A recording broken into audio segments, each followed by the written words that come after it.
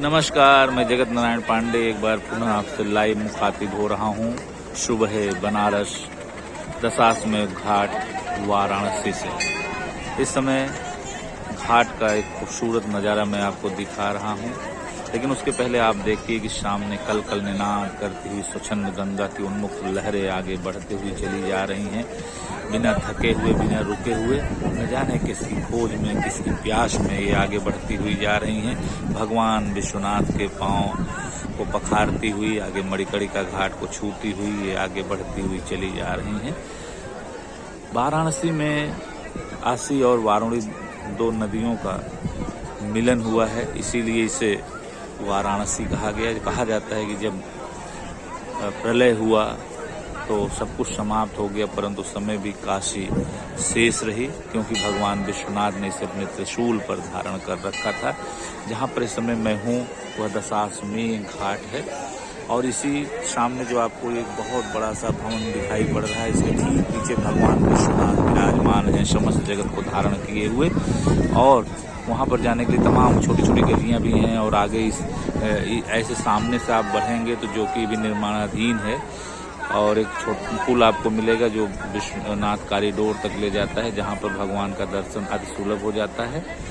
आपको यह भी हम बता दें कि घाट पर पंडे आपको बैठे हुए दिखाई पड़ते हैं। दशाश्वमेध घाट पर शाम को यहाँ पर आरती भी, गंगा आरती भी होती है, और ये शीतला घाट भी बगल में है, राजेंद्र घाट है। तमाम घाटों से भरी हुई कुल लगभग 80 घाट हैं बनारस में, और घाटों के रूप में जानी जाती है गंगा। यहाँ पर बहुत आश्चर्य की बात है कि यामोत्तर बहती हैं, धनुष्याकार में बहती हैं। आप देखें सामने गंगा किस तरह से घूमती हुई आती है। पीछे रामपुर से ये रामनगर पीछे, और वहाँ से घूमती हुई यामोत्तर आपको दिखाई पड़े, धनुष्याकार में आपको दिखाई पड़े। सामने देखिए, बड़ा ही खूबसूरत नज़ारा घाट का। और आगे विश्वनाथ मंदिर के ठीक बगल, विश्वनाथ कॉरिडोर बगल मणिकर्णिका घाट है, जहाँ पर मृत्यु के उपरांत जलाग्नि दी जाती है। व्यक्ति अपने नश्वर शरीर को छोड़ करके इस मृत्यु लोक से मुक्त हो जाता है। तो धन्य है काशी, जो प्रलय में भी शेष रही, जिसे भगवान शिव ने अपने त्रिशूल पर धारण कर रखा है। खूबसूरत सुबह का नज़ारा, वातावरण में एक पुरवैया हवा हल्की हल्की चल रही है, जिससे कि बड़ा ही सुहाना बन गया है मौसम, और स्वच्छ ताजगी फैली हुई है। और आकाश पर अगर हम दूर क्षितिज में नजर डालें तो सूर्य तो आ गए थे, सूर्य देवता आए हुए थे, लेकिन बादलों के सिरफिरे टुकड़ों ने उन्हें ढक लिया है। इस समय बड़ा ही सुखद वातावरण है। तो भगवान विश्वनाथ की जय हो। कभी आपको मौका लगे, या हम कहते हैं कि मौका अवश्य निकालें, एक बार भगवान के श्री चरणों में यहाँ अवश्य आवें। जय काशी विश्वनाथ।